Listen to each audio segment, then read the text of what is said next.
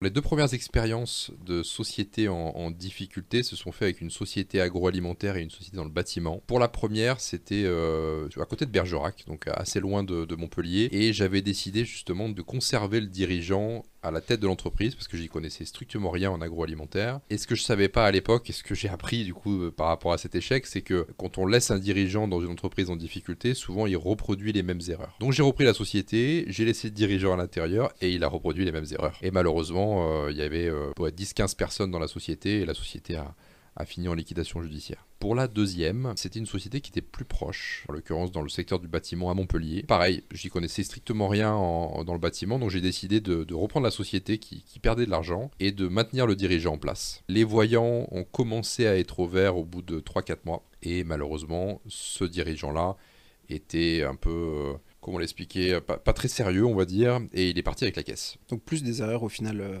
humaines sur ces sociétés-là, pas sur les clients, pas sur l'acquisition. Non, vraiment humaine. Ok. Ouais. Vraiment sur le pilote de l'entité, le directeur général ou le président de la société.